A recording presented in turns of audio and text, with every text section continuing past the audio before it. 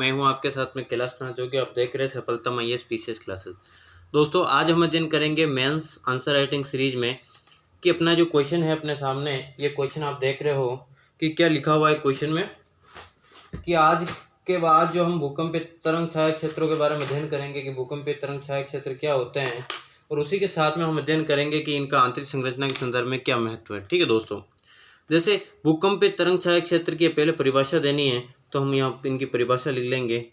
पहले उत्तर लिख लेते हैं, इनकी परिभाषा में लिख लेते हैं कि भूकंपीय तरंग छाया क्षेत्र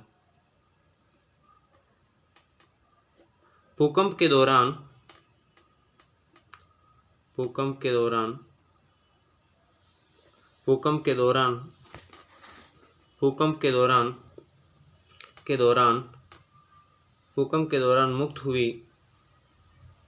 मुक्त हुई ऊर्जा से उत्पन्न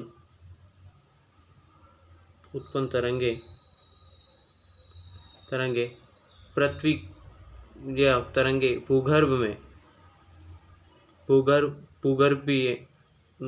में हम यहाँ लिखेंगे भूगर्भ में विभिन्न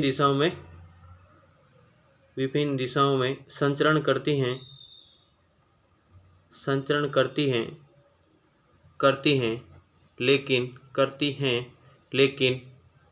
लेकिन कुछ भागों में नहीं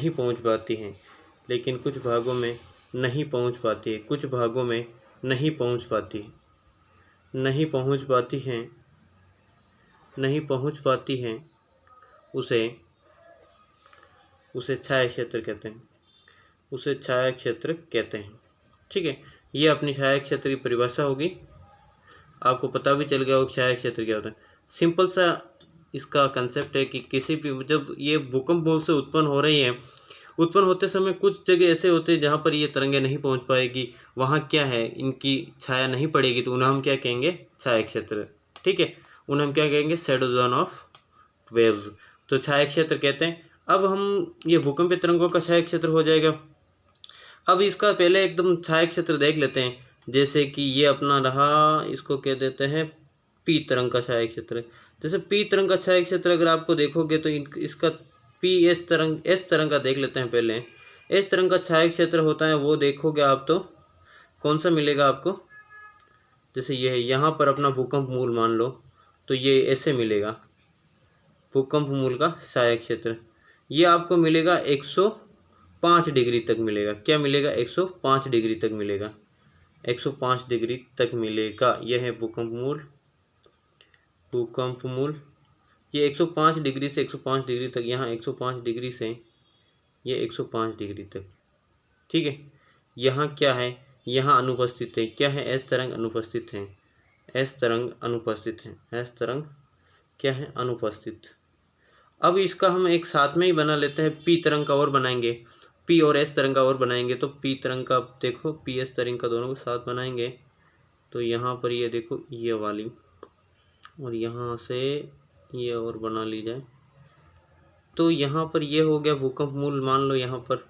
तो ये यहाँ ऐसे होके ऐसे एस तरंग भी यहाँ हो जाएगी। ठीक है, ये तो एस तरंग का मान लो यहाँ से ये एस तरंग का हो गया। अब यहाँ से ये क्या होगी, वापस ऐसे अवतलाकार होगी और अवतलाकार होकर ऐसे बनेगी। ठीक है, ये ऐसे बनेगी। ये क्या होगी, यहाँ तो एस तरंगे नहीं पहुँच पाएगी, ये तो एस तरंगे हो गई। कितने होगी, तो हम लिखेंगे 105 डिग्री से 145 डिग्री। क्या है, 105 डिग्री से 145 डिग्री तक। इधर भी 105 डिग्री से 145 डिग्री तक। ठीक है, ये यहाँ क्या आएगी, पी तरंगे। यहाँ तो पी तरंगे आएगी, लेकिन यहाँ एस तरंगे नहीं पहुँच पाएगी। तो यह क्या है, पी एस तरंग का छाया क्षेत्र। पी एस तरंगों का छाया क्षेत्र, जैसे ये वाला, ये यहाँ हम स्टार बना के यहाँ थोड़ा कर रहे हैं, ये देख लेना, पी एस तरंगों का छाया क्षेत्र, पी एस तरंगों का छाया क्षेत्र। ठीक, यहाँ मतलब अब आपको कंक्लूजन लिखना है तरंगों का छाया क्षेत्र। ठीक है, अब इनके आंतरिक संरचना में इनका महत्व लिखना है। तो आंतरिक संरचना में इनका महत्व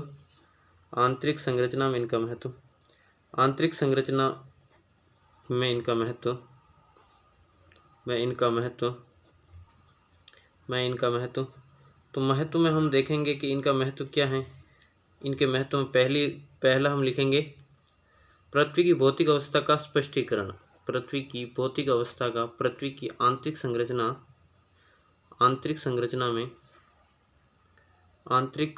में भौतिक व रासायनिक दशा का स्पष्टीकरण, भौतिक व रासायनिक दशा का स्पष्टीकरण होता है। क्या होता है? स्पष्टीकरण का पता चलता है, स्पष्टीकरण का पता चलता है। मतलब ये बता देगी कि कहाँ क्या है, कहाँ क्या है। मतलब जैसे कि हम इसी में हम पहला ले लेते हैं, जैसे कि भूपृष्ठ से 100 किलोमीटर तक पीएस तरंगों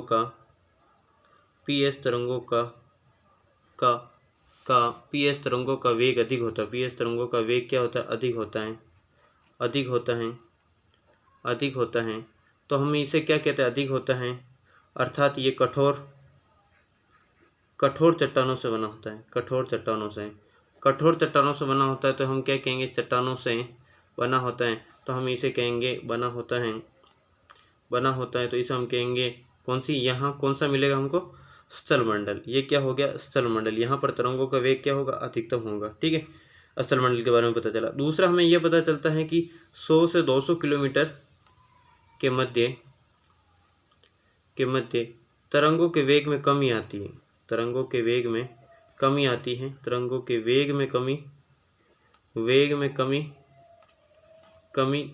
वे अवतलाकार में आती है। वे अवतलाकार तरंग प्राप्त होती है। तो यहाँ क्या है? होती हैं। तो हम यहाँ कहेंगे, यहाँ हमें ये क्या पता चल रहा है? घनत्व में कमी आ रही। तो इनके वेग में कमी आई, और इनके वेग में कमी आई तो यहाँ क्या है? यहाँ अर्ध ठोस अवस्था पाई जाती है। अर्ध ठोस अवस्था है, जिसे दुर्बलता मंडल कहते हैं। जिसे दुर्बलता मंडल कहा जाता है। क्या कहा जाएगा? दुर्बलता मंडल कहते हैं, जिसे दुर्बलता मंडल कहेंगे। ठीक, ये अपना दुर्बलता मंडल, जिसे दुर्बलता मंडल कहते हैं। इसके बाद में हम देखते हैं कि 200 से हम कितने पे चले जाएंगे? 2900 किलोमीटर तक। 2900 किलोमीटर हम देखेंगे कि पुनः तरंगों के वेग में क्या होगी? तरंगों के वेग में वृद्धि दिखेगी। वेग में वृद्धि दिखेगी। और एक कारण और होगा कि इनमें क्या होगा कि ऊपरी चट्टानों पर क्या दबाव भी प्रभावी होगा। तो हम यहाँ लिख देते हैं, जैसे कि और दूसरी क्या दिखेगी? टेम्परेचर पर प्रभावी होगा दाब। ठीक है, इन टेम्परेचर पर कौन प्रभावी होगा? ये होगा। तो इसे हम यहाँ क्या ठोस अवस्था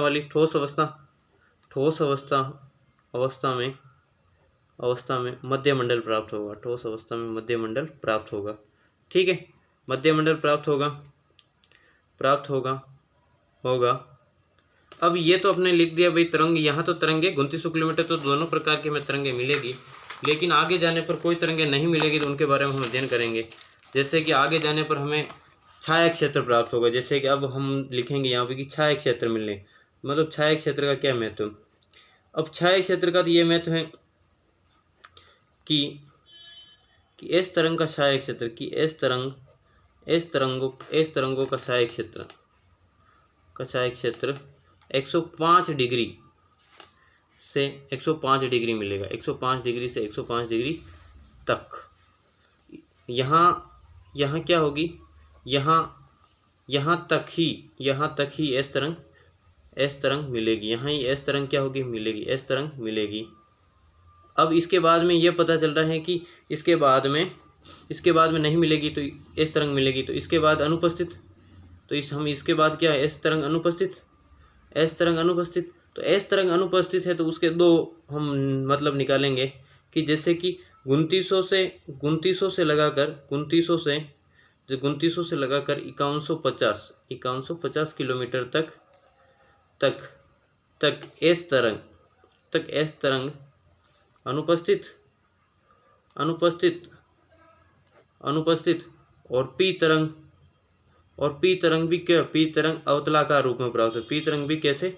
अवतलित होगी। अवतलित होगी तो हमें पी तरंग अवतलित होगी, तो इसे क्या पता चलता है, यह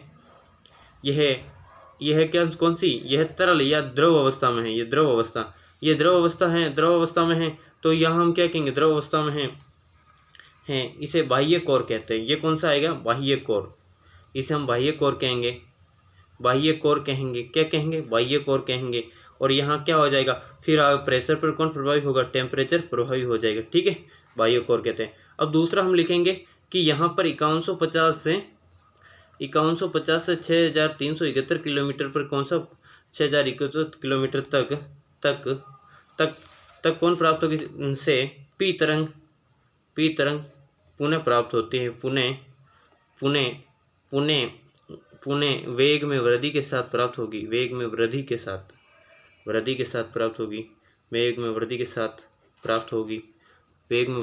प्राप्त होगी। तो इसे क्या पता चल रहा है होगी, तो इसे ठोस अवस्था प्राप्त होगी। ठोस अवस्था प्राप्त होगी तो आपको पता है ठोस अवस्था होगी और इसे आंतरिक कोर कहेंगे। इसे क्या कहेंगे, आंतरिक कोर, ठीक है, आंतरिक कोर। ये तो हो गया। अब इसके बाद में हम क्या लिखेंगे, जैसे कि इससे असंबद्धताओं का भी पता चलता है, जहाँ पर वेग में परिवर्तन आ रहा है तो असंबद्धताओं का पता भी चलता है। तो हम यहाँ ये और लिख सकते हैं कि कुछ ऐसे क्षेत्र प्राप्त होते हैं जहाँ वेग में कमी ये मिलती है, वहाँ घनत्व और इनमें भिन्नता आती है। तो हम ये ना लिख के हम डायरेक्ट लिख देंगे आज इसे कि छाया क्षेत्रों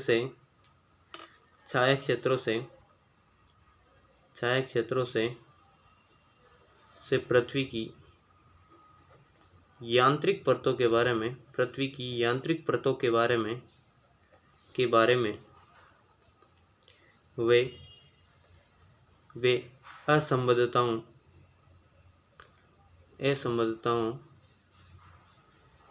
की विस्तृत जानकारी